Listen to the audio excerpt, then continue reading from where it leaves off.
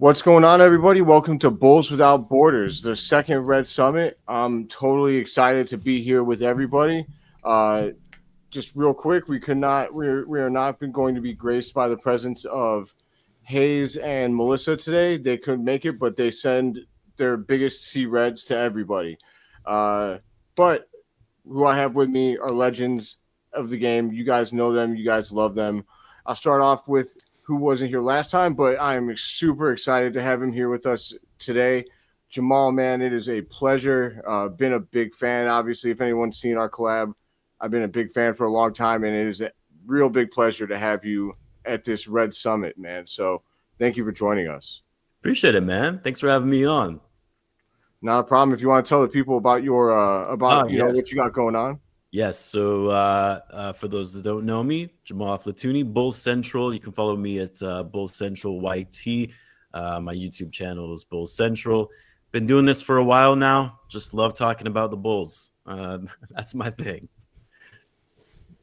He's damn good at it too, man.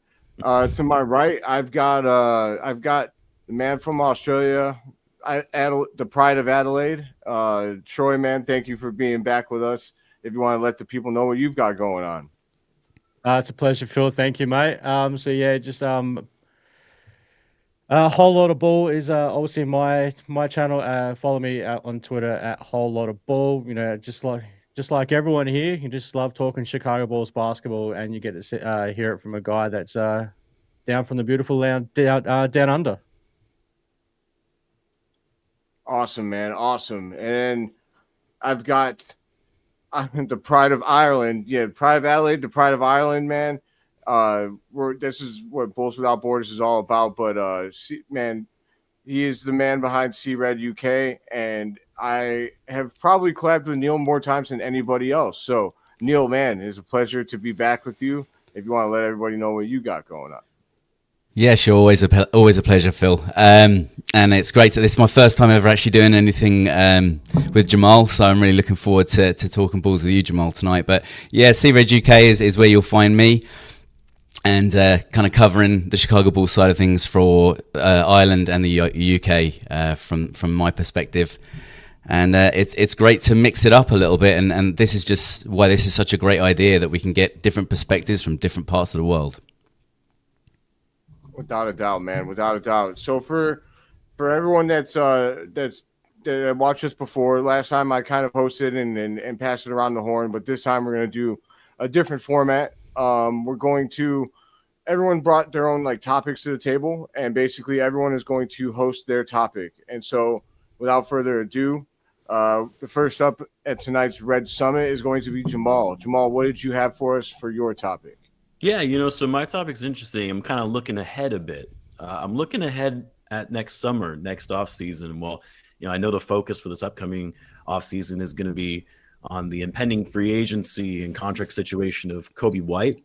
How much is he going to command? Are the Bulls going to be willing to pay him a big bag when they've finally put themselves in a position to have some cap flexibility? Do they maybe trade him before the deadline so they don't risk losing him for nothing in free agency? But I think the question that's somewhat being overlooked, especially now after watching him play in the preseason, is the impending free agency of Ayo Dosunmu this summer. You're talking about a player that is on a very team-friendly contract. I believe he's making around $7.5 million this season. He's going to command a lot more this next season. So my question to you guys and fellow Bulls fans as well, how much do we actually think Ayo is going to command in free agency? I mean, will the Bulls pay him the amount that he's potentially going to want?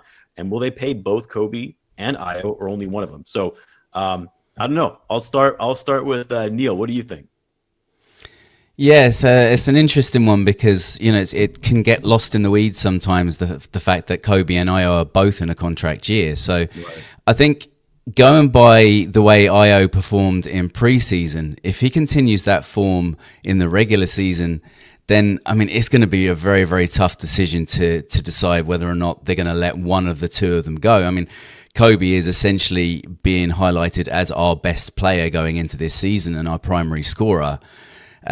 So you would think that the focus is going to sit with him. However, it's impossible to ignore the fact that Ayo Dosunmu brings so much to the table for the Chicago Bulls team. And the one thing that Ayo brings that Coby doesn't is he's much more of a two-way player. He plays on both sides of the ball. I mean, they have the cap space to bring them both back. The question is whether or not they will decide to do that.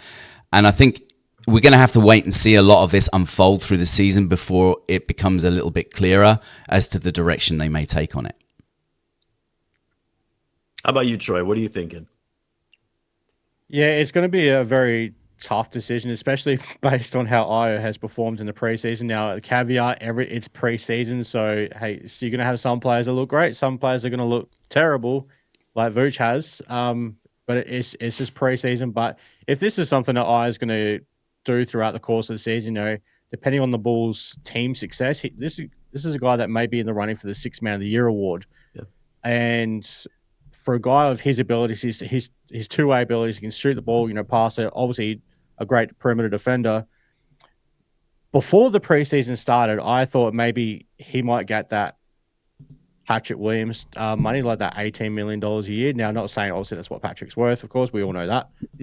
But that's around that type of money that Io is definitely worth. Now, if this is something he's going to continue going into the season and throughout the whole season, he may be looking at potentially 25 mil plus.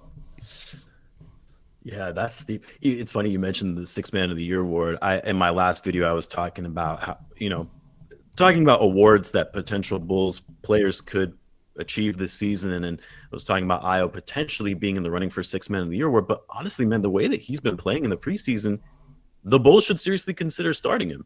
You know what I mean? Like I wasn't that impressed with Okoro in the preseason. Granted, all of this is preseason. You guys have to take things with a grain of salt, but it's like Io was playing outside of Manas Bucelis, looked like one of the best players out there. I don't know, Phil, what are you thinking? So I think that, like, honestly, I'm pretty much in line with what everyone else is thinking. I'm thinking, the question was how much I was going to demand it, or at least how much he'll command in free agency, correct? Yeah, how much he'll command in free agency and whether or not the Bulls are going to want to pay him that, right? Because I mean, that's the thing. Like, he's probably going to command a lot. Are the Bulls going to be willing to pay him that much? Because they're already going to be in a situation where they're probably going to have to pay Kobe White a lot. So now you're running up against a scenario where you once had cap flexibility, especially going in the summer. They're going to have a lot of cap space. But if you're going to have to pay Kobe a lot, you're going to have to pay Io a lot. You just gave Josh Giddey a contract as well. And then obviously Patrick Williams is still under contract for a while. It's like, okay, well, now we kind of put ourselves in a position where we're not going to have as much cap flexibility. And is this the roster to do it? You know what I mean? So that was kind of the question. Yeah. So I honestly, I think that what he probably is worth and what he's going to ask for, I guess, can be two different things. The heart, like inside, because he's a hometown boy and because he was drafted by the Bulls and because of his friendship with Matas, among other things, as well as what I think the Bulls are building, I would love to say that he'll take a hometown discount. But that's wishful thinking. I mean, guys are professionals. They got to get paid. I think he's probably worth it's tough to say because, like, I guess it's in the eye of the beholder, right? Like, is worth I think he's going to get paid less than Kobe White, right? And they're saying Kobe White's going to make over $30 million. I think $25 million sounds good for Io. But at the same time, like, I guess it just depends on his play. Like, what we're witnessing right now, if he's capable of dropping, 20 points in a night, like it seems like he's capable of doing, because he's getting limited minutes and he's dropping, 14, 17, I think he had 22 in one game. Now you combine that with his defense and what he could do as a ball handler and everything else. It's like, is he worth more than $30 million a year? Like, how is he? I know that he scores significantly less than Kobe, but Kobe doesn't really bring anything else to the table like Io does. And so it gets really complicated, man. Whether or not the Bulls are going to meet that price, I think they are. I think that they're going to pay Kobe and Io, but if Io were to stick his, stick his feet in the ground and be like, hey, man, I'm worth $30 million a year, let's say. I don't know if the Bulls would pay that. I really don't, because I do think that they're going to keep Kobe kind of regardless of what he's going to get paid. I think they're going to pony up for him. I think they see him as the leader of this team. So I don't know, man. I would love to bring him back at $25 million a year. I really would. But if it's 30, it gets complicated. At the end of the day, I will say that the Bulls can pay these guys and try and trade them later, if they feel so inclined. Like if they don't think that it's working, but I do think that they need to keep them. I don't think it's good to let them walk for nothing. So I think that 25 is a perfect price for Io. Would I pay more? I'd probably pay more just because I want to get these guys both under contract, and then if we have to trade one later, then we got to trade one later. But I think that the Bulls showed this preseason that they're capable of competing with playoff teams. I know that it's preseason, but it's not like football. Like basketball is a little bit different in that, like, you're still going to go out there and play basketball. So even though the games didn't, they're really, to me, the knockout preseason is that they didn't finish with their main rotations. It was just really the three quarters. So I think they proved that they can compete. And so I think that it is time to pay these guys. I'd pay them if I were the Bulls. $25 million is a lot for Io. It is. I mean, that's what Josh Giddey got. And right. It's Io. I still at this time, granted, we'll see how things go this season. I know some people in the comments are saying kind of all depends on how he plays, in the season, what the market is. I view him as a role player, and do you want to pay $25 million to a role player? I know Keegan Murray got a bit more than that. Maybe some people might consider him to be more than just a role player. 25 million is a lot for Io. I think my next question kind of related to that is, what is Io's trade value versus what Kobe White's trade value is? I think ultimately the Bulls are going to decide between one of them. I would love to keep both of them because I love both those guys. I like the way they play. They're hustle players. They put in a lot of effort.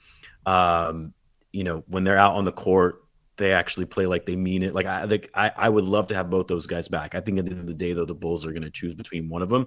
And so then it's a matter of, well, who's going to command more value on the trade market? Obviously, I think most people are going to say Kobe White. But it also just depends on how Io plays this summer and how, much teams are going to be willing to give up for him for a guy that's, has more two-way potential. What do you guys think the Bulls could potentially get in a trade scenario for Io? Go ahead. I didn't call anybody out. Go ahead.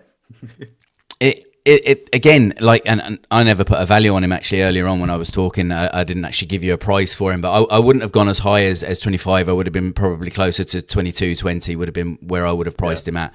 That's right.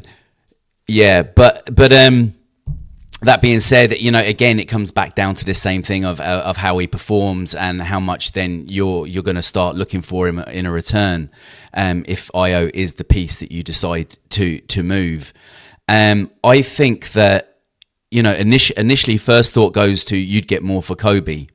And you're right, Io is more of a role type player. He's more of a bench player than a starter more often than not. And that looks to be the case more than likely going forward at the start of the season anyway. So theoretically, you would think Kobe is going to garner more.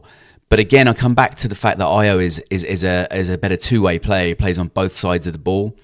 And he is incredibly reliable from start of season to end of season, all the way through. You get him pretty much for 82 games or however many games he plays, more or less at his best. Whereas Kobe's a bit of a slow burn. He often starts the season a little bit slow, not quite playing to his full potential, and then he kind of ramps himself up as the season goes on. So I think certainly in the front half of the season, Io could come off actually looking more valuable as a piece to move.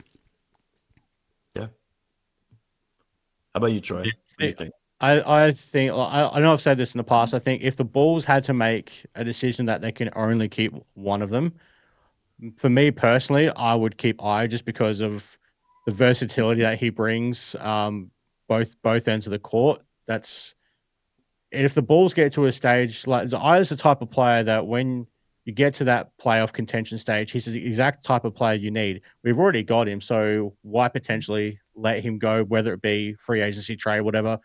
And, I probably agree with you, Jamaal, that, Kobe is probably going to be the one who brings back the most trade value. I think, was it Orlando last year or maybe last offseason, there was talk about their multiple first-round picks that was there in an offer. Something that I don't see the Bulls getting that for Io necessarily. So, I don't know. not only that, right, but you're probably going to be able to get Io on a cheaper contract. So not only are you going to be able to get more value for Kobe White in the form of a trade, but Io's not going to most likely cost you as much money. Yeah, Yeah, for sure. exactly. And I think as well, like, you know, even if Io and Kobe both do have amazing seasons, you know, I was listening to the first part of the Big Red Bus, like Fred had Joe Cowley on, and they're talking about what is that price range that you'd be willing to pay for Kobe. And I think, Cowley was saying, 30 millions, sign him up. But if he starts to get to that 35, now we're starting to talk like, do we really want to bring him back for $35 million? But if he has, a whole season where he was, not that player in March where he got player of the month. Now everyone talks about how much basketball is fake and all that. But if he can have a consistent year like that, then is he potentially looking at 40 million? So that's where you really got to ask the question: how bad do you want to bring Kobe back if he's playing at an all-star caliber level? For sure. Phil, what about you, man? Yeah, so honestly, so the reason I was high on Io's salaries, I think, is because I think it's in my own brain. Like, I value Io as much as I value Kobe. I really feel like I'm just big on guys that bring more than one thing to the table. And it's nothing against Kobe because he can score at an elite level, but he just, he doesn't bring much other than scoring. Whereas Io, he's like a Swiss Army knife, man. He brings so much to the table. And so I think my brain goes closer to Kobe's salary for that reason.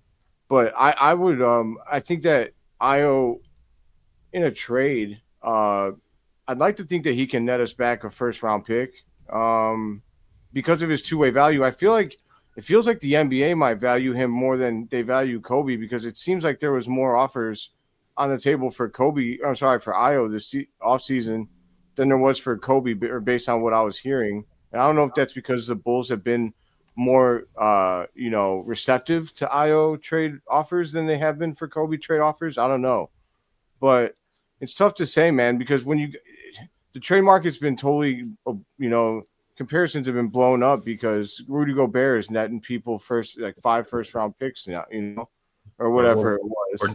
Or Desmond Bain, 4 first-round picks to Orlando. Yeah. Yes. Yeah. And Mikal Bridges to New York. What was that, 6? some insane. Yeah. Some of these trades have just been absolutely ridiculous. Like, these guys are not that valuable. Yeah. That's what I mean. And so it's hard because I want to say, like, okay, if we're using that as a comparison, like, he's worth a couple of first round picks. But I would like to say at least one, but if it came right down to it, honestly, I'd prefer to trade Kobe before I would be preferring to trade Io. I just think Io makes you a more complete gives you more dimensions than just the scoring. And I think Matas is showing, even surprising to me, that he's willing to take on a bigger scoring load quicker than I ever imagined that he would be. Yeah, and that's the other thing too, right? Is it's like with Kobe specifically, you have to start thinking. And I know it's obviously a lot of everything depends on how the season goes, right? One of these guys could have a down year, injury, something like that. But with Kobe, I look at it from a perspective of, is this the guy that's going to be our quote unquote franchise player? And I don't think most people probably consider Kobe to be franchise level player, right? But you're probably going to need to pay him close to that amount. And so you got to get to a point where you start assessing, is this the long-term approach we want to take when we already have this blossoming guy in Matas Buzelis right now, who's showing to be that potential franchise player, right? I keep getting my head ahead of myself just because I thought he looked amazing in preseason. In the last season, he looked great. Only 21 years old. There's so much that he can do that gets me excited as a Bulls fan. So that's why I probably lean on that a little bit more. But that's sort of how I view it. Like, if the Bulls didn't have someone like Matas Buzelis right now, someone that wasn't showing future franchise potential, okay, yeah, maybe you keep hanging on to Kobe and seeing where that can potentially go. But you potentially have a player like that, and obviously you're going to eventually have to pay Matas as well. I want to make sure I get to other people's topics as well. I'll kick it over to Neill. I know you got a topic, so we can keep going from there. Yeah. So the thing I was gonna kind of talk about is the guy that used to be my guy, and then I completely lost all faith for reasons that. A lot, yeah, exactly. Those sexy rainbow threes. I used to take great pleasure in enjoying those, but unfortunately, the guy let me down to the point where I said, "Right, that's it. I'm done with P. Will Island." But then he comes in this preseason, and Patrick Williams actually played pretty good. I mean, he did not have a bad preseason this year. I know it's triggering to say that, but I guess the question I'm putting to you is, do we really think that P. Will is legitimately turning a corner based on his performance this preseason, or is he just managing to reel us in again and we're just going to get let down once more? So do you think, based on the preseason performance we saw across the games there, the 5 games, Troy, that he actually has finally found a way to bring the mentality in kind of closer to his physicality?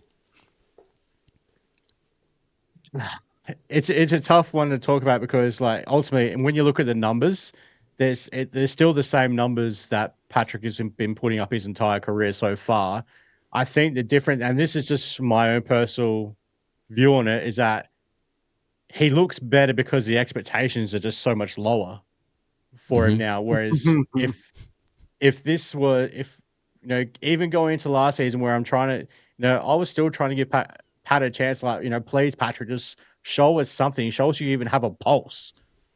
Like, now, based on a niche role that he's going to have, maybe this is what he is, and he's going to have a role now on this team that suits him, suits the team, and it actually makes him look like a competent basketball player now. Because obviously we've all had those expectations of him coming out of the draft, and back in 2020 was the number 4 overall pick. Of course, you're going to have high expectations for a high draft pick, and he just didn't live up to those. So now, me with my own expectations, I have, as I've said in my own videos, I've got no expectations whatsoever now for P. Will. So based on those expectations, he is looking like he's got signs of life. He's got a pulse. Yeah, absolutely. He's definitely been at least making himself some bit known on the court instead of just passive Patrick Williams. But what's your... Go on. Sorry, Neill. Like, there was even like one of those games where he had 8 rebounds. Like, again, I find it's only a preseason game, but Patrick Williams had 8 rebounds. Yep. Patrick. Yeah. It's crazy. He actually averaged 3.5 across the 5 games, so he was getting rebounds, not huge amounts, but average? Yeah, they're 2 above his career average, exactly. What about you, Jamaal? What was your take on Patrick Williams? Well, first of all, you said rainbow threes. Patrick doesn't sexy rainbow threes. His threes are just like line drives, I feel, nowadays when he shoots them. Yeah, he doesn't shoot them the same anymore. So to your question, everyone loves to remember that. I think the last game of the season, it was probably a couple years back, right, against the Timberwolves, when Patrick Williams had that amazing stat line when the game meant absolutely nothing, right? It was like end of the year, everyone was resting all their players, right? And it's like, yeah, this is the Patrick Williams I really want to see.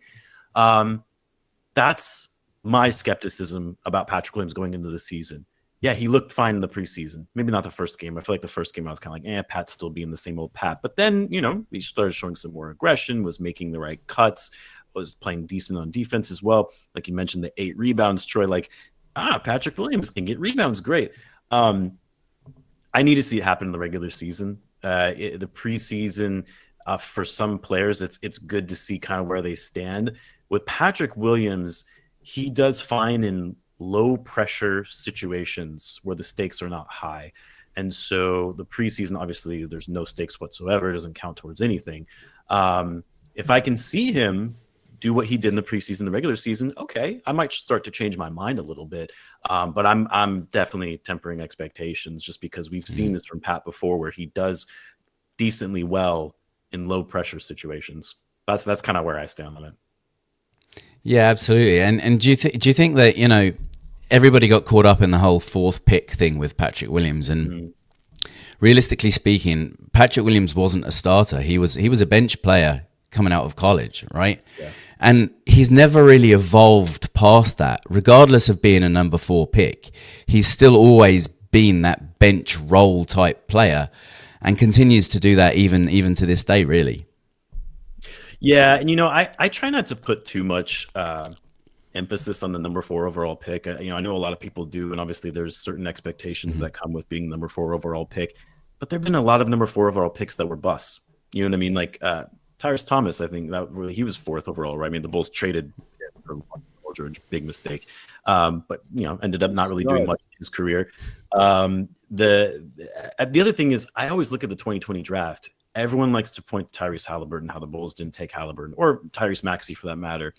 But there were a lot of bad players. Not bad, I won't say bad. There were a lot of players that came after Patrick Williams that really haven't done much more than Pat necessarily. And Killian Haize is already out of the league. Nick Okongwu, I think, went after him. Who else? One's on our roster. Yes, Isaac yeah, Okoro, that's right. Yes, Okoro. Right after. And he was Jalen one Smith pick as well. after him. And Jalen Smith. Yeah, that's right. Yeah, the Bulls, they love that 2020 draft.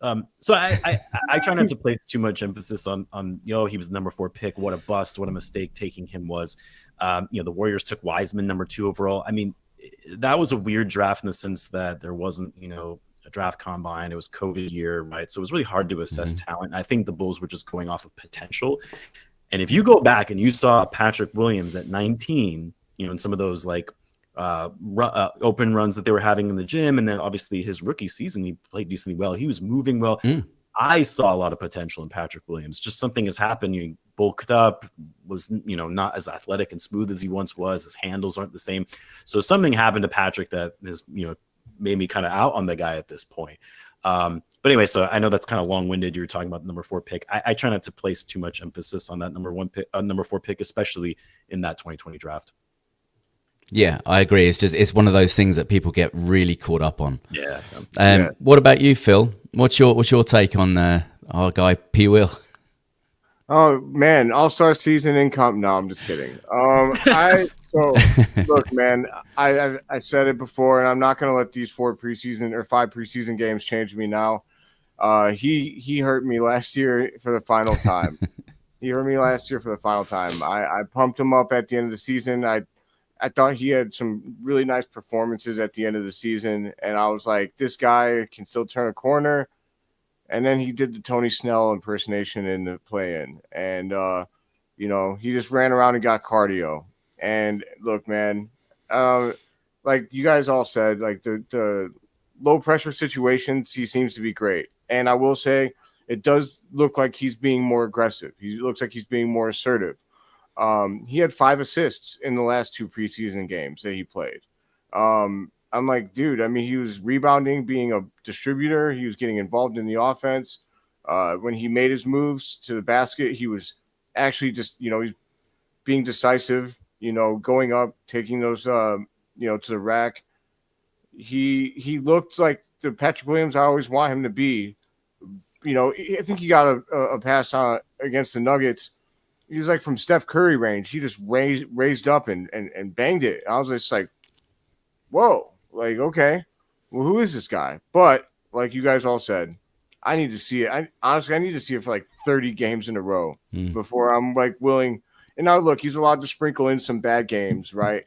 But like, I just need to see him being decisive, being aggressive, being a part of the offense, and not being just a bystander and all these things. I need to see him do it consistently for quite some time before I'm willing to say Patrick Williams is turning the corner. But I'll tell you what, if there is one thing that can make the Bulls very dangerous, it's if this guy actually figures it out and can get the most out of his talent. Because we've all kind of given up on him, right? And we've all kind of just assumed he's going to be faded off into black in the background. If he can somehow get his act together and be a really strong contributor off the bench, that would make the Bulls even that much more dangerous. And so I hope it happens, but I'm not banking on it whatsoever. Yeah, And that's the frustration, isn't it? If he could just find some way to tap into that potential, it would be massive for the Bulls. But unfortunately, I think he's just slid further down, and I'm not going to get caught up in these first 5 games. And like you said, Jamaal, I think everybody just needs to temper expectations with P. Will, and who knows, maybe he'll surprise us in the end. So I'm going to kick it over to Troy. So I was just going to continue. Like, one of the things I want to see from Patrick as well, though, is just the effort plays, like or even just some of those smart basketball IQs. Like, you know, we've seen that one of those was the Cleveland game where he did the back cut. Josh Giddey hit him with that little pocket pass, the baseline dunk. You know, just making those just effort plays or some smart plays. Don't need him to put up big numbers or nothing like that. Just bring the effort. That's all I ask. Yeah, for sure. Maybe he needs the hair dye back. Playing Bulls fan says like his best season was the rookie season. Maybe, you know, get that. You know, he had that hair dye in the front of his hair when we first drafted him. Maybe he needs a drip. No, that's a pigment thing. Yeah, skin pigmentation thing. Oh man, I feel like an idiot now. That's on me. Yeah. He's got it. Like you see it on his arms as well. Yeah. I hope you feel really bad now, Phil. Yeah, Phil. On record as well. God, I'm a complete moron. Let's put that on the record for everyone to see. I'm here for everyone's amusement. God. Brutal. So, Troy, what have you got to tell us about or ask us about other than P. Will and his pigmentation problem? I just want to get everyone's opinions on what we think the. Look at Phil. Just want to get everyone's opinions on what they think the Bulls' rotations may look like this season. Now, obviously, we know for certain 4 starters: Giddey at the point, Kobe at the 2, Martis is going to be at the 4, and Vooch at the 5. Now, obviously, a lot of people are going to say Vooch should come off the bench, and it should be Zach Collins starting at the 5. But Vucevic is starting at the 5 spot. That's not in question whatsoever. It's who's going to start at the 3 now. The early front runners definitely seem to be Isaac Okoro, and obviously it was talk about Kevin Herden. Now, the way that I would assume it was played, you know, as Jamaal mentioned before, maybe, you know, is he going to be the guy that starts at the 3? But just want to kick it around, like, what kind of rotations, minutes distribution do you guys see as far as the rotations go? Phil, hit you up first, man. I think so. I think what I've settled on after the preseason. So if I had my choice, like, look, man, this isn't going to happen, but like, I don't want to see Vooch on my basketball screen. Like, I don't want to see him on my team anymore. Like, God, he was brutal in this preseason, man. Like, he was really, really, really bad. And it's disheartening because he played really good for Montenegro. And I was fully prepared to just accept that he wasn't going to be a positive at all on defense. But as long as he was shooting well and being a positive on offense, I was going to let everything else go. But he wasn't even doing that. He couldn't hit the broadside of a barn in the preseason, man. He bricked everything, and he was making careless turnovers, and he's just driving me nuts. But so I'll go through the rest of the lineups, but I wouldn't be mad if they decided, hey, Vooch, you're going to take a backseat to Zach Collins, but that's never going to happen. So I'm going to be realistic. Zach Collins, I would like to see, I guess, Vooch get less minutes in favor of Jalen Smith and Zach Collins this year. I don't think he needs to play as many minutes as he did prior, especially if he's not going to be able to make, switch on defense. Like it looks like he's even slower than he used to be this year, and that's a problem with how much Billy likes to switch. It feels like every time he was in, anyone that set a pick that involved Vooch, it was just they got whatever they wanted. But I think that Kevin Herter should start at the 3. And I think that I was on the Isaac Okoro bandwagon, and he didn't show me much. Like he didn't show me enough, and he wasn't a threat enough offensively to me to justify what he was doing defensively. And frankly, if you need defense at that position, I guess I think Io's the way to go, because he showed that he could do it both ways, right? But I'm going back to Herter because I think that what the Bulls ended on last season, they played extremely well, and they went 15-6 for a reason down the stretch. And I think Herter fits very, very well next to those guys in the starting lineup. I think he brings a very welcome, he spaces the floor, and he's very high IQ. And you put him with Josh Giddey and Kobe White, and they make special things happen scoring-wise. So I would like to see Herter start at the 3. And, obviously, and off the bench, it's going to be tough. There's a lot of guys competing for minutes, but Trey Jones, I'd like to see Io be in this.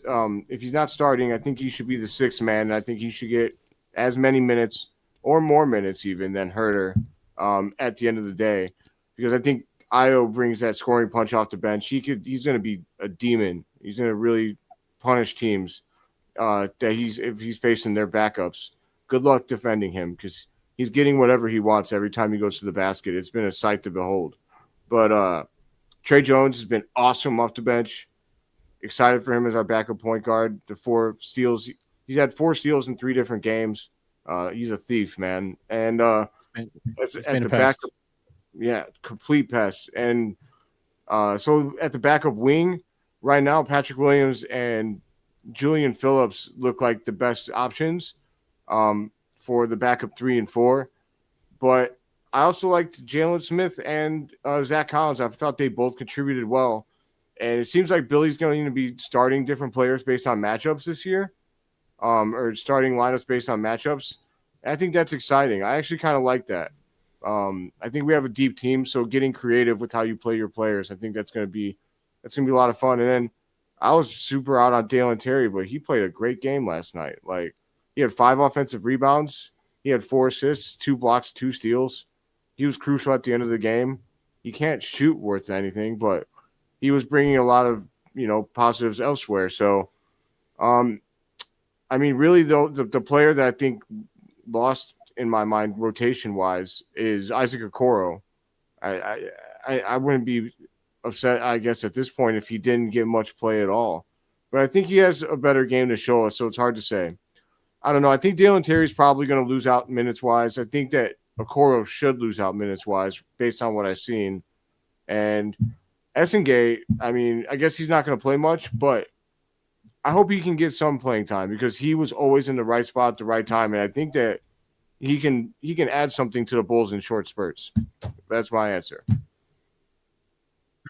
Now, I'll go to Jamaal next, but before I get to you, Jamaal, now I did write down a bit of a depth chart with minutes distribution based on what I think, based on what I would like to see, plus also what I think may happen. So, looking at the point guard spot, I've got Giddey looking around 32 minutes a game with Trey Jones obviously being his backup at 16 minutes. Kobe White 32 minutes with Io at 22. Okoro, I've done all this prior to the last game yesterday. So Okoro at 22 minutes with Herter off the bench at 20.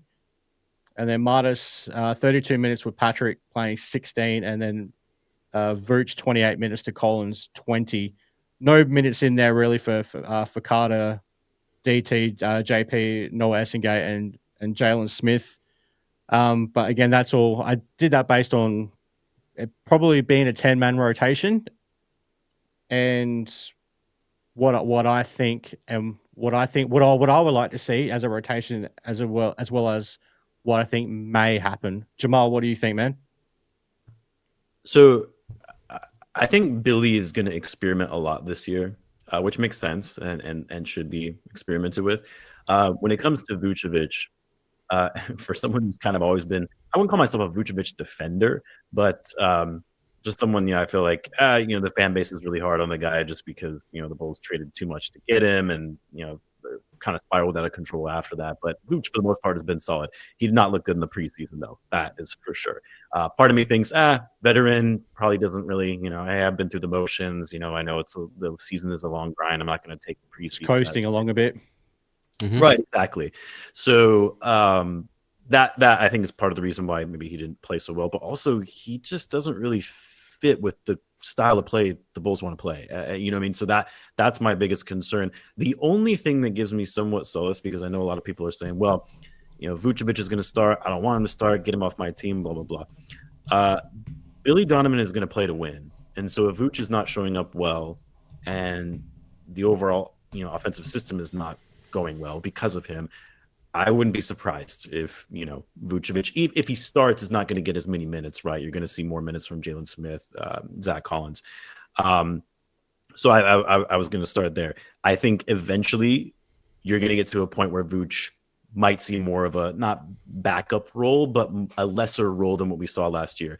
And then starting at the 3, at this point in time, I'm sticking with Ayo, at least to see how the beginning of the season goes. And the reason I'm going with him over Kevin Huerter is because the Bulls defense is still very bad. Even with Ayo, right, it's still going to be very bad. And so you add Kevin Huerter into the starting lineup with Vooch, Matas, Kobe, and Josh Giddey. That's a very bad defensive team. And so I think you kind of need a little bit of versatility on the wing, and having Ayo in that role just to see how it plays out. And if it doesn't work out, okay, you try out Okoro, you try out Huerter a bit. I think, in long-winded answer, but I think there's going to be a lot of experimentation with rotations this year, and the Bulls are going to play with a lot more depth than they have before. Absolutely. Neill, what are your thoughts? Yeah, just to echo that, I mean, Billy Donovan has actually said as much, that he's going to be going deeper into the bench than he would have done previously. And I'm all for that, because this is a team that is saying that they're going to play with tempo, play with pace like they did last year. And in order to do that and to maintain that kind of speed and pressure on the opposition, they're going to need fresh legs.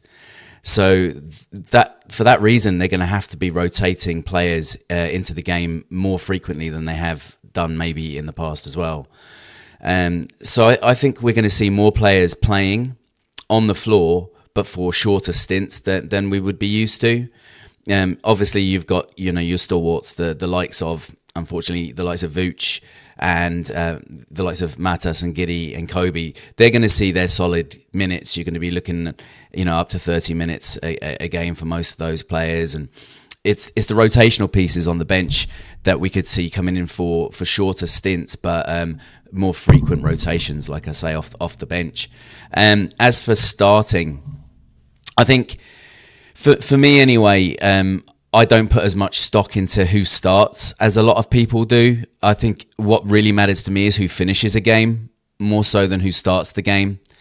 And I think that, if you're starting the likes of Okoro or Huerter at the start of a game, I think you're more than likely to see the likes of Ayo finishing out the game, because he just provides you more in those clutch moments and those pressure type situations. Nah, for sure. Yeah, it's going to be interesting to see who does win at that small forward battle. Agree with you guys. Agree with you, Neill. It's who finishes the game is more important than who starts it necessarily. But obviously, the starts that the Bulls have been getting off to so far in this preseason has been a bit of an alarming trend. Now, again, caveat, it is only preseason, but it has happened in every single game to start the preseason where they have gotten off to a slow start. So maybe that's who they do have in it at that 3 spot. Maybe it does come a little bit more important to get that one right now. Kevin Huerter coming in now. But in your guys' opinions, have these slow starts been more an offensive issue or a defensive? Both. Yeah, I don't really know what it is. And we saw this last season too, right? What I don't like is people are always saying, "Oh, it's because of Josh Giddey." Josh Giddey's out there, and then bring in Ayo or Trey Jones to clean the mess up, right? It's like, it's not Josh Giddey; it's on the whole starting unit. You know what I mean? Like, Exactly. They need to come out ready to go from the jump. They need to set the tone from the jump. That's not a Josh Giddey thing. I'm sure. I mean, I'm not absolving him of any blame, right? I mean, he is susceptible to turnovers at times, but it's not a Josh Giddey thing. So I don't like that narrative, but I don't really know what it is. It does kind of baffle me, because it doesn't seem like they're not playing hard, but they just can't make shots. And then the other end, they're just getting worked on defense. So I don't know. It was one of the, I don't believe it was the last game. It might have been the Denver or the who was the third game? I can't remember that one now. Bucks. Was Milwaukee Bucks. Where the defense didn't seem that, at least in that game specifically, the defense didn't seem that bad. They just couldn't shoot for shit. Like, they couldn't hit nothing to start off the game, and that's why that game got off to a bad start. Like, if they just shot somewhat decent. It wouldn't have been anywhere near as bad, but hey, obviously this is a trend that the Bulls need to look at as we get into the season next week. Yeah, I feel like it was kind of game dependent. I just wanted to touch real quick on what Jamaal said about the Josh. Man, it is so lazy to just blame it all on Josh Giddey, man. Like, I think that they said it again the other day, and he was 3 of 4 from downtown to start the game. I'm like, what do you mean? Like, he's literally the only reason we aren't down by 20 points right now. Obviously, Exactly. yeah, it is a team. I think the other day, like Io, Matas, and Giddey had scored 27 of the Bulls' 28 points. Like, that can't be the formula. Like, other people had shots. So I think it's a combination of shot making, and then it just is rough because I feel like Vucevic is getting torn up off the bat defensively in every one of these games, and it's hard to get consecutive stops right now with him on the floor. I hope that it is just a preseason and he's not really giving it his all because he's a vet, he's old. I hope that's the case. But that was what I was seeing. To me, was that their other team starters was just taking advantage of him in the pick and roll every time down the court, and then if we weren't answering every time with a basket, it was getting out of hand quickly. Yeah, I'm just getting tired of the Josh Giddey slander. Or I should call it the Josh Giddey agenda.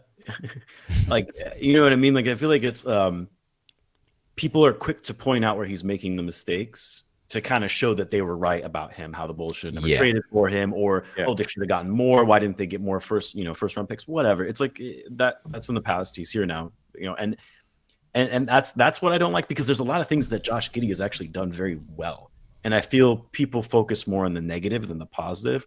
So that's why I made that comment, just because I see it constantly where it's like, oh, the slow starts to the game. It's because of Josh Giddey, right? Then they bring in someone like Io or Trey Jones, and then everyone starts ramping up and they get back into the game. Similar to what we saw last year. That's just my take on it.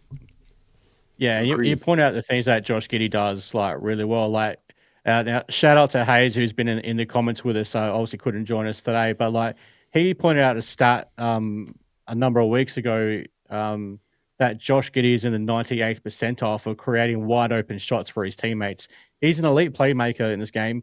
He's essentially an elite rebounder, like for his position. Yeah, for his position. Like, for sure.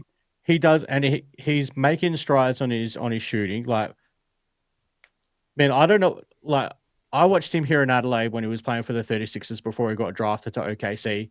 His shots mechanics changed. Now, and if people who don't believe it, they can go look up Josh Giddey's highlights when he was here in the NBL with the Adelaide 36ers. His shot changed after he was drafted to when he got to OKC, and for the worse. And because his shot mechanics looked pretty decent. I'm not going to say great, but decent. And now he's starting to improve on that. He's starting to get back to what it looked like a little bit here in Adelaide. And now he's starting to make some improvements defensively. Like, we see him fighting over screens in these preseason games as well, where he was getting absolutely destroyed on those like last year. So he is making strides in his all-round game. I agree, man. I agree wholeheartedly, and it's just if you're going to be quick to point out where he's flawed, at least be objective and be quick to point out where he's making improvements. Because if you don't do that, if you ignore everything good that he does, and you're quick to just point out all the negatives, how is anyone supposed to take your opinion seriously? Like, we can all agree that like he needs to limit his turnovers in the beginning of games. Like, if he gets careless with the ball, like, and that has happened in a few of these games. I would like to see him do better there. But but like you guys all said, like, he's improved in other areas. He's clearly worked on the whole narrative about him being bad at shooting is it's lazy at this point. He's clearly improved his shot. Teams are forced to respect it, and I just don't understand why he's become such a pariah for a lot of people in Bulls Nation. It's unfortunate because he represents to me hope for the Chicago Bulls. Mm-hmm. So it's because they didn't get more picks, man. yeah, it's his fault. He's carrying that albatross around his neck for too long already. You know, that narrative, I just wish it would go away. But can I just actually point out something that he has really improved on? And that is getting to the free throw line. I think that Josh has really, really made a point of working on that side of his game, and he shoots well from the stripe too. So I mean, these are additional points that you can add to his repertoire. You can say that he's scoring for the Bulls just by his aggressiveness and the way he's attacking the rim now, and the way he's actually managing to get the calls. He's been a lot more aggressive getting to the basket. Yeah, he has this move that is ugly as hell, but it works every time. Where he's driving, he's driving to the lane, and then he like pulls up for like a running jump shot, like while he's on his drive to the basket, and it looks bad, but he gets fouled on it like all the time, and then he goes to the line and he makes it, and sometimes he gets the and one on it, and I'm like, you know, it's not pretty, but hell, it works. I'll take it. It's that flat floater thing that he does. Yes. Hey, man, whatever works. It looks like it's definitely unique, and I think the defenders just don't know what to do with it. Yeah, him getting the free throw line has been key, because that was one of the bigger knocks to his game, right? Was that he doesn't get to the foul line often, can't finish near the rim, but he's changed that aspect of it for sure. Mm-hmm. Like, one thing I want to see, Josh, you know, and this is me just being when I grew up playing, I consider myself a shooter. So one thing I want to see change for this game, like when you see him come up, he looks like he starts out here and then drags it in to rise up. It just needs to come straight up rather than trying to pull in. But that's an adjustment I would make if I was Josh Giddey's shooting coach. But and his release is pretty slow too. I'd love to see that release speed up a bit. Yeah. Yeah, I think it has sped up a little bit. Like, I don't know if you've seen the highlight, the videos that came out from his time here when he was over in Melbourne during the off season. It looks like his release has sped up. I'm not going to say a huge amount, but it has sped up. Yeah. I think it's just also he's just got to readjust to the NBA speed as well. Because like we saw in that game yesterday against Minnesota, where he tried to pull up for three, and then Jaden McDaniel just got a hand on it. Right. Yeah, agreed. I did want to bring up this comment from playing Bulls fan, because I think that's really important, and that's really for me. I like Josh Giddey is an important piece for Matas Buzelis, and this team is going to be based around Matas and his skill set. And I think Josh is the perfect point guard. And eventually, you know, Noah Essengay will be a part of this, you know, a part of that as well. And I get really excited thinking about Noah and Matas on the break with Josh Giddey. I think that's going to be dangerous and lethal. Playing Bulls fan made a good comment earlier in the show as well. I don't know if you pulled it up or not, Phil. Basically saying, like, with terms of the roster building, like, yeah, we do need to find pieces that suit Martis long term as well. I think it was like based on the contracts we were talking about, Kobe and Aya's contracts. He mentioned that. Yes, yeah. I mean, everything to me right now is going to be based around Matas Buzelis, and that's actually a great segue for my topic, which is Matas Buzelis. We saved the most exciting piece for last. Well, I guess unless you feel more excited about anything else, but to me, I think it's Matas Buzelis. And really, you're not that excited about Trenton Flowers? Come on, man. Oh yeah, yeah. You know, okay. Look, I wasn't trying to glaze him too much, but I'm very excited about him. But man, actually, what I'm most excited about is Mac McClung, man. We're gonna win the dunk championship this year. Man, it's gonna be so great. Finally, a trophy coming to Chicago. Yeah. Just on a side note before you get into it, Phil, like all best wishes to Yuki Kawamura, also who got released by the Bulls today with was confirmed he's got a medical issue, something to do with his leg. Hope he's all good. Best wishes in a recovery. Hopefully we see him back with Chicago next year. And also, I don't know if you know, Mac McClung got waived by the Bulls. 3 hours after they signed him, they waived him. So he's going to be on the G League Bulls, I think. I think that was the whole point. Yeah. So, yeah, I mean, if you were going to go to a Windy City Bulls game, at least you get to probably see a dunk show. Kind of surprising to me. I seen that he was the G League MVP 2 seasons ago. Like, I was surprised that he was available, but I guess he's probably not somebody that has like an NBA future, so maybe that's why. I don't know, but Only at All-Star weekend. yeah, I mean, he's gonna be a part of. Yeah, as long as he could dunk the way he could dunk, I guess he'll be there on All-Star weekend. But Well, Mason Jones, who won last year's G League MVP, he was been down here in Australia with the Perth Wildcats, and they just released him. So that is a doomed award. You do not want to win the G League MVP. You're destined for nothing. I won't say nothing, but you're not destined for the NBA, I guess. But so yeah, when it comes to Matas Buzelis, man, I mean, the guy said at his opening season press conference that he wanted to be most improved player, and he talked about what he wanted to be better at, which was, he wanted to be treated like an all defender. He wanted to, and he had been working on his pull up jump shot. That he'd been working on his I feel like he said something else to do with his jump shot, just different moves, his isolation game. So 5 preseason games later, I feel like Matas Buzelis has loudly stated to the league that he's here. I thought his rise would be a little slower. I don't think it's going to be so slow anymore. This man looks very, very set on making an impact on this league sooner rather than later. So, Jamaal, I'll start with you. I want to just know, with my first question is, what has impressed you most about Matas Buzelis through 5 preseason games? I mean, for me, it's the confidence, which we saw last year too. So I don't know if I could isolate it to the preseason, but I mean, it's only his second year. He's 21 years old. Like you mentioned, a lot of people saw him as this project player.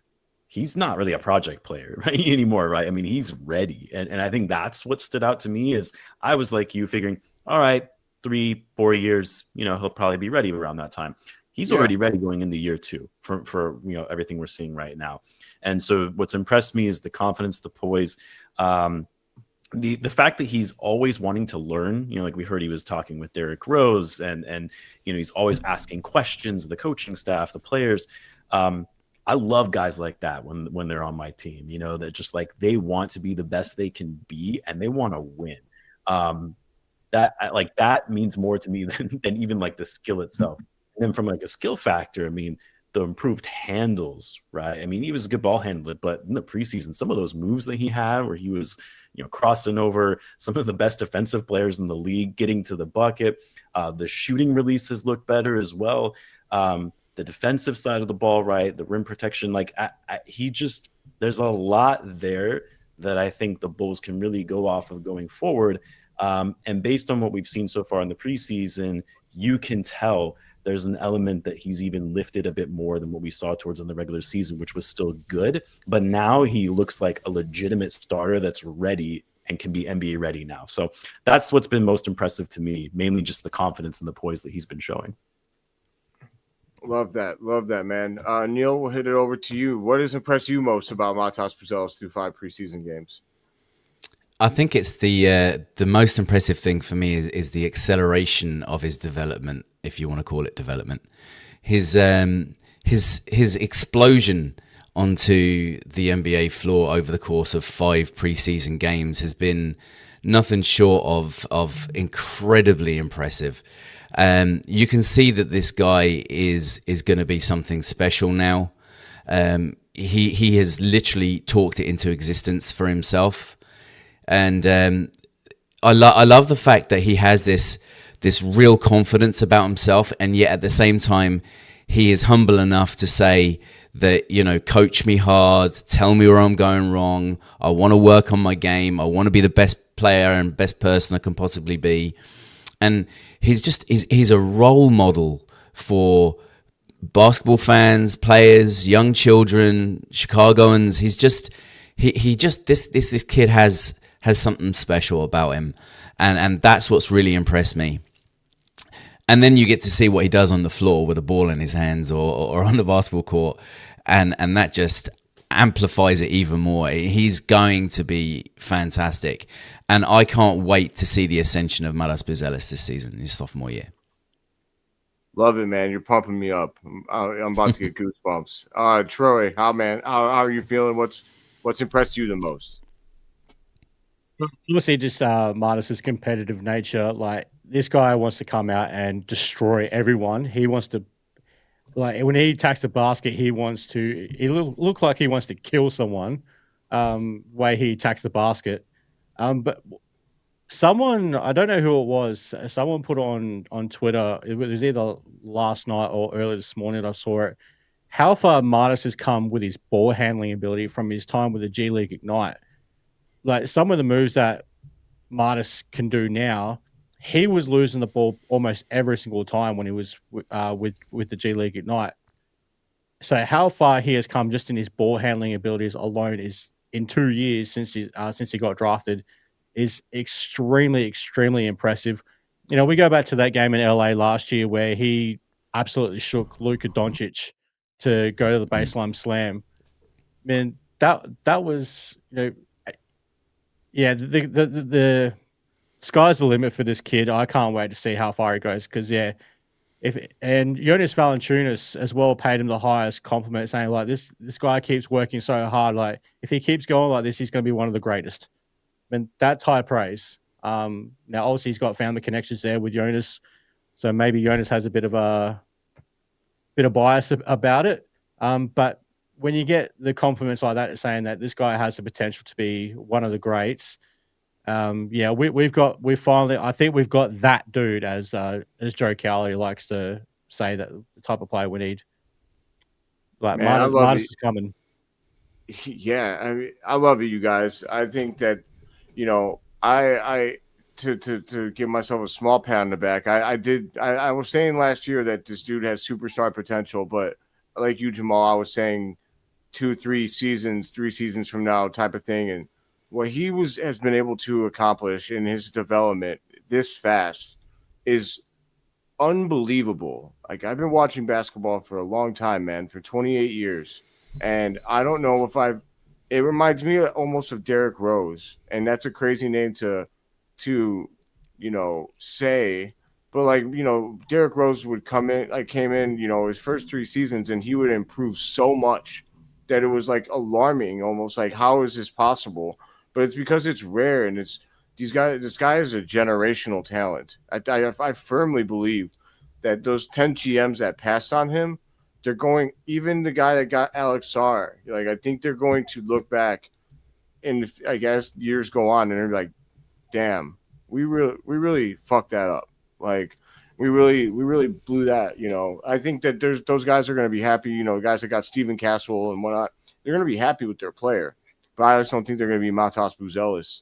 And it's, what all of you guys said is his mindset combined with his his skill level combined with what he's capable of.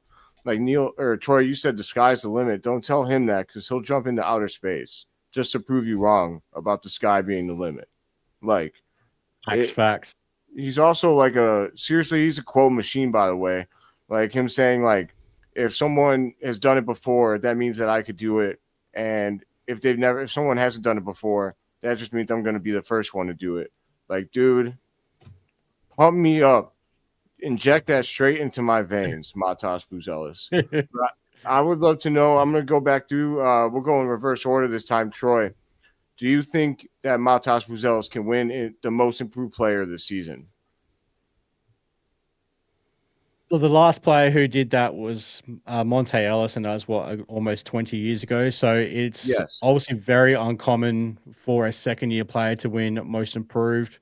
But we've seen the likes of a Ja Morant, who was already a star player, win Most Improved, and for fuck knows what reason. But I don't see why he can't win Most Improved. Like. I think the level of jump that he is going to take this season from last year. I mean, I was expecting him to be, I was tempering my expectations with Martis that I just wanted to see him add some elements to his game, like take players off the dribble, get better at using that left hand, get better at, just get better at things. And then in year 3, he makes that type of leap into like the all-star type of player. I think that might be coming this year. So yeah, there's no reason why he can't win Most Improved this year if this is the path he's on.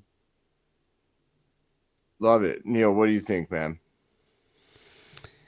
Yeah, I mean, it's the same, isn't it? It's this whole how rapid he's improving his game, how rapidly he is increasing his skill level, how he has made this ability to add things to his game. There's so much about his game that is exciting. It's not one thing, like he's not just like a scorer or a 3-level scorer. He plays defense. He gets blocks every game. He shows effort. He runs back. He chases the ball. He can pass the ball. He's showing he's got handles now. I mean, everything about him, he just wants to improve and make better and better and better. And that's just so much fun to watch. I mean, even Casey Johnson was saying that he knew this kid was going to be something, but he couldn't believe how quickly it was beginning to materialize for Matas. And I mean, like Troy, you said about he tries to break the rim with every dunk that he takes, and try and take out anyone that's in his way as well. The first dunk that he tried to make last night in that game on the first, he missed it. He blew the dunk, but it was vicious. I mean, if he had put that in, the whole place would have erupted. So, yeah, I mean, and it's that level of excitement that he brings. Like, this was a preseason game last night, and you could hear the atmosphere in the UC I could hear it through the TV anyway. And for a preseason game, I haven't known that in years for the Chicago Bulls. Even in important games, sometimes it goes quiet in the UC these days. But to hear that was great. Yeah, that crowd was half empty last night, and it was still rocking. Yep. Yeah, Like, nobody insane. gets down like Chicago fans, man. It's one of my favorite things about being a Chicago sports fan is, man, we travel well, we're loud as hell, we ride or die for our guys. We might be overly critical at times, but man, nobody loves their team as much as Chicago fans. I believe that. Jamaal, is the most improved player something you think that Matas can do this season? Well, like Troy was saying, it's not going to be easy to do just because it's very rare for a second-year player to win the award. That said, most improved player of the year, obviously, right, stems from the jump that they've made from the previous year. Modest's numbers weren't insane in his first year, right? It was like, a little over 8 points. I don't know, maybe it was like 3 rebounds, shot the ball decently well from 3. So there's a lot to go up from where he went last season, at least from a statistical standpoint. I think a lot of it depends on how well the Bulls do. So they have to have at least a decent record, right, for him to really secure that spot to get that award. And it has to be a significant enough of a jump where he's getting noticed around the league, which I will say, I don't know about if you guys have noticed this, but on Twitter, I feel like you're seeing more highlights from Modest from the NBA account, NBA ESPN account. I mean, it's more than just the Bulls account. So things like that are certainly going to help because right now I feel like not a lot of people know who Modest Bucelis is outside of the Bulls community, right? They're going to find out. The more exposure that he gets on a national stage, that obviously helps his case as well. So I don't know if he's necessarily going to win it. I think he'll be in the conversation, but it should be easier for him to win purely based on the fact that his numbers last year were, very average numbers, at least for a rookie anyway. So I hope he gets it, but it'll be tough for him to do that in year 2 for sure. Agreed. I was saying too, it kind of depends on if the voters look at his numbers as a starter, then that might hurt him only because as a starter he averaged 13. So if they take that into consideration, and then they might not see his jump as much as they would if they just take his base stats at face value. But I love it, man. I'm so excited for Matas, and I'm so happy that he is the guy that we hoped he'd be, and that we've desperately needed. And hey, for all the Tank fans out there, guess what? We drafted Matas Bucelis, number 11, my friends. Alphas can be found anywhere in the first round. You just gotta pick right. And let's say a lot of people say AK got lucky when he got Matas, and that's true because 10 people shouldn't have passed him up, but 10 other people did pass him, and AK didn't. So you can call it luck, but he made the right choice. And man, if people say that people compare Noah Essengay, Trey Kirby, I don't know if you guys follow anything that he's done, but he's a NBA analyst, a YouTube guy, and he says that he's a Bulls fan. He said he made like it was kind of a joke, but when he's trying to pump himself up, he would think of that the Bulls have the next two Giannis's on their team, the Lithuanian freak and the French freak, and I don't man, God help the NBA if Noah Essengay is anywhere like anything like Matas Buzelis, because it's going to get real fun in Chicago. And that's where I see the optimism. It's really easy to see.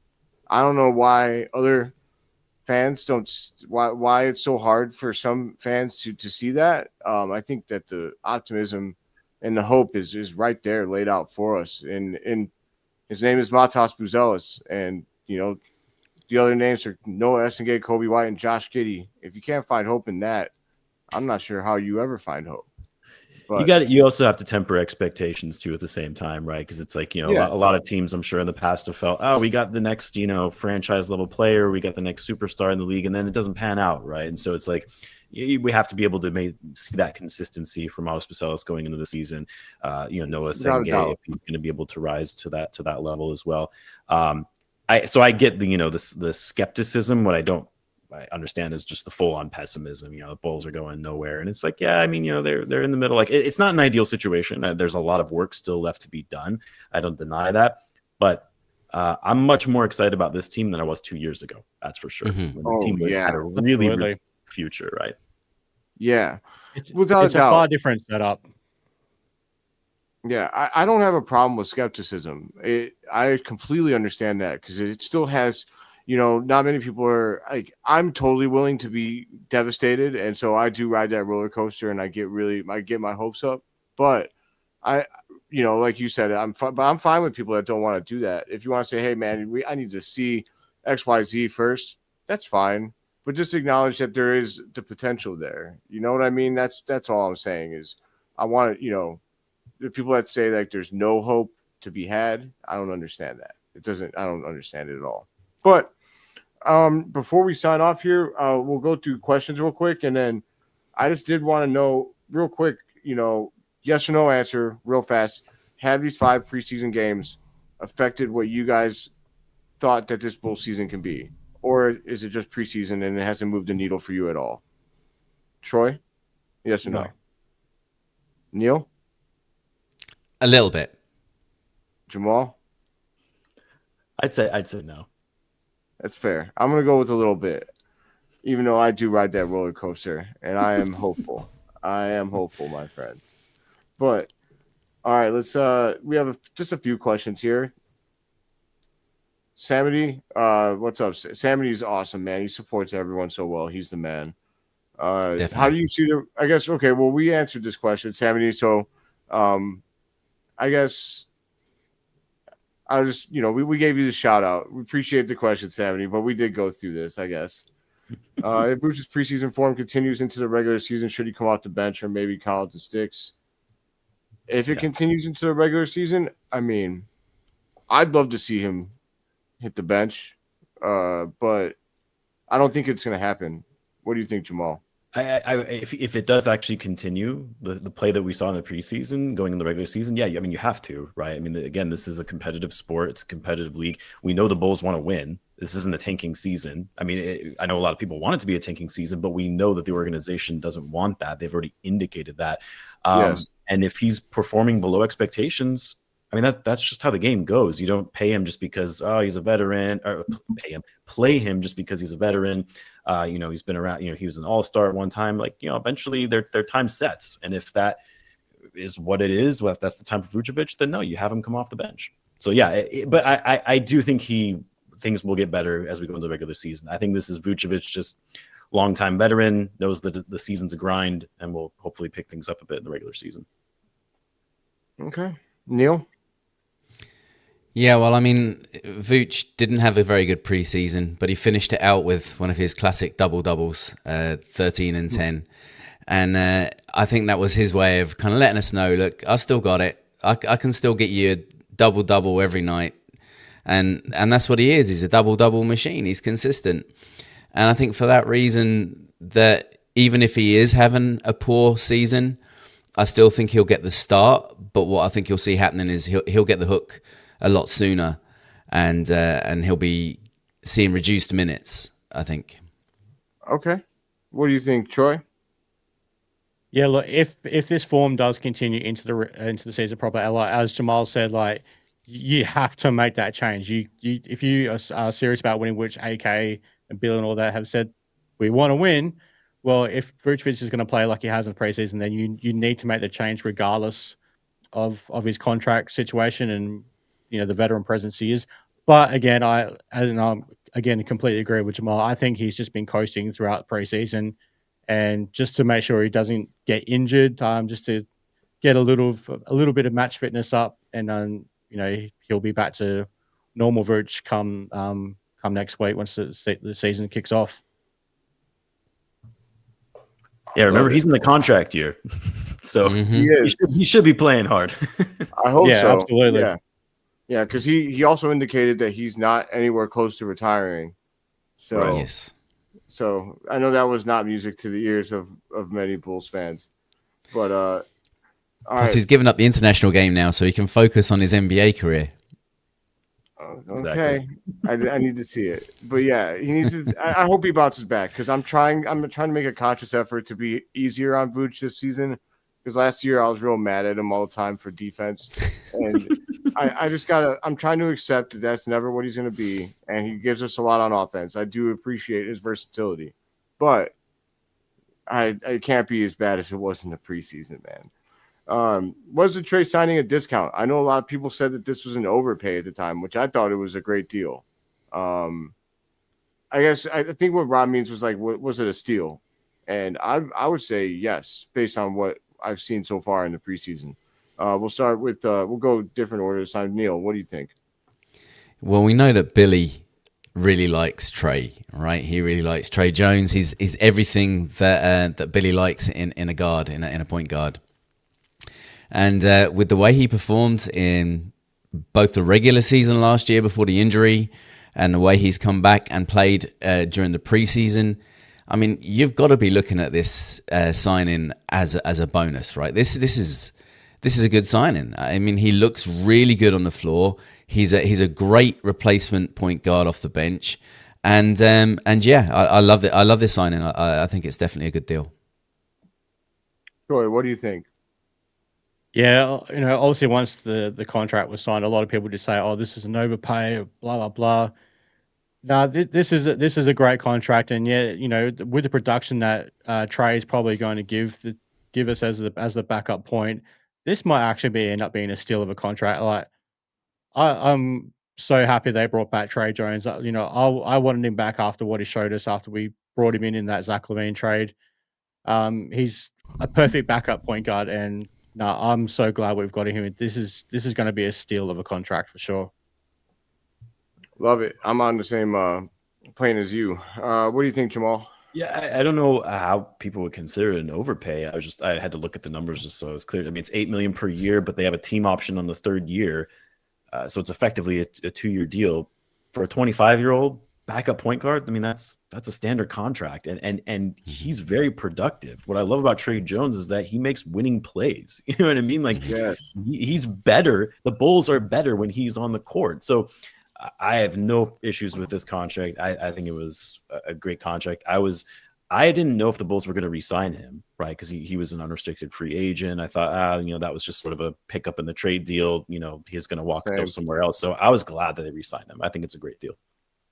100%. I mean, man, 3 different games where he had 4 steals. Dude, for being a littler guy, man, he's really a pest. And he finishes around the basket as good as anybody, man. Like, between him, Giddey, Io, like, good luck when our guards decide they want to take it to the rack because, man, they know how to finish.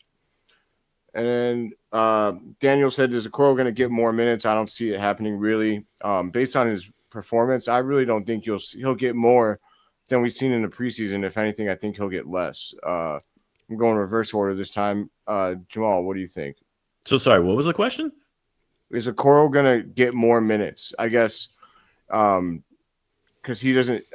That was just the question. Is Okoro going to get more minutes? I really didn't think I guess maybe more minutes if they're asking more minutes in the preseason. I don't know. A lot of it just depends on how Okoro shows up. I mean, or are they asking more minutes from last year with the Cavs?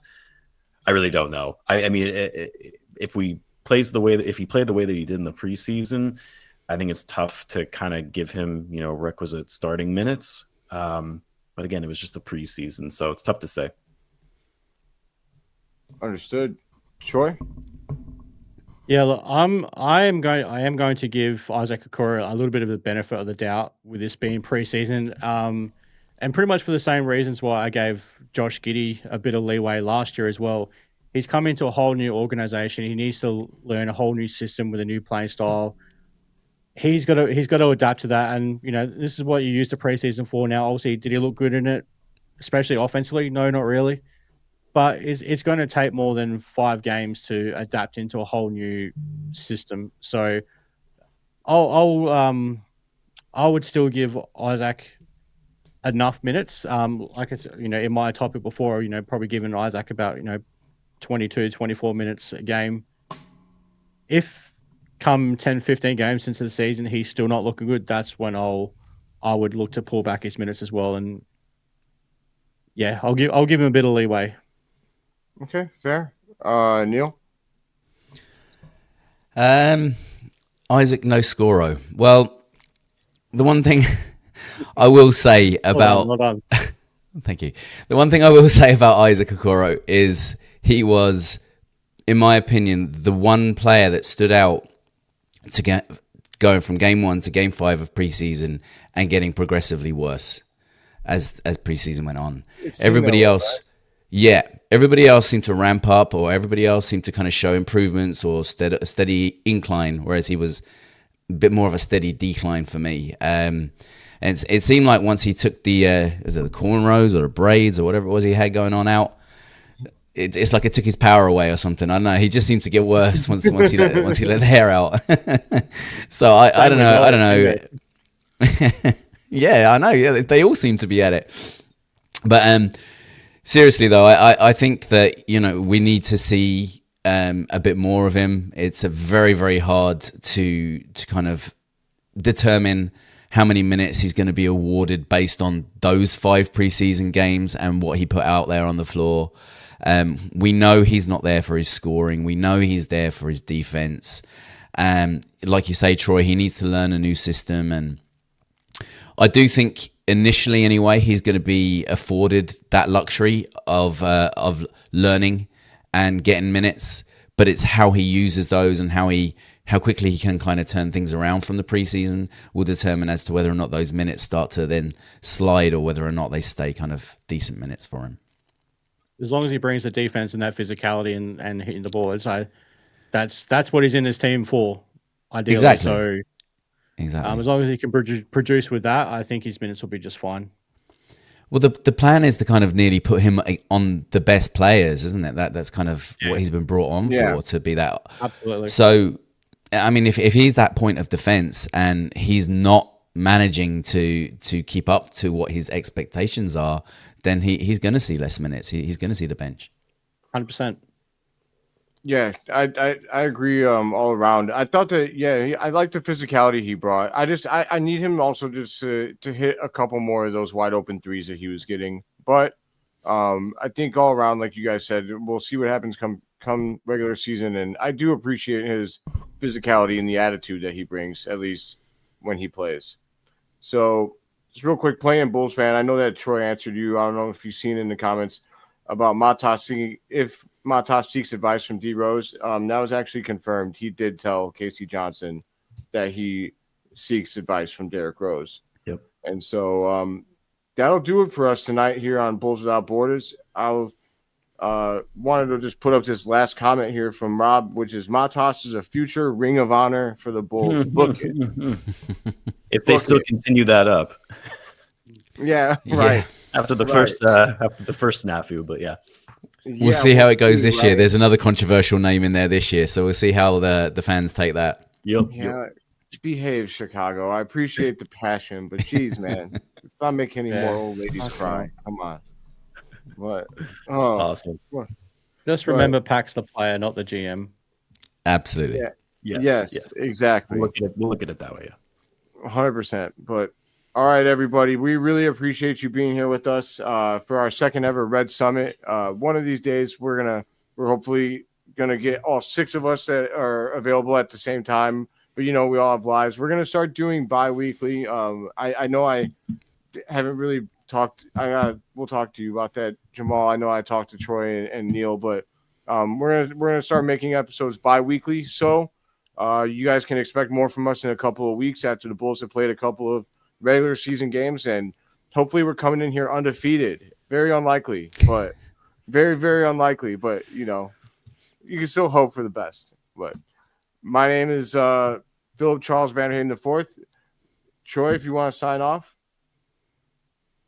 Troy, if you guys like, you can follow me at Whole Lotta Bull on Twitter, or Bulls_Troy if you want to follow me personally. Obviously, like everyone, check out my YouTube channel, Whole Lotta Bull. Like and subscribe there. Obviously, Neill and Jamaal can shout out their own stuff as well. Neill? Yeah, you'll find me at CRedUK across the socials and on YouTube. Follow me there, or Neill CRedUK. And Jamaal? And Jamaal, Bull Central YT. And just another year Chicago Bulls for your boy. But until next time, everybody, let's see red and let's go kick the Pistons' ass. Am I right? Do it. Sounds good. Straight up bitches. Straight up bitches. Bulls are back, baby. Let's go. Let's go.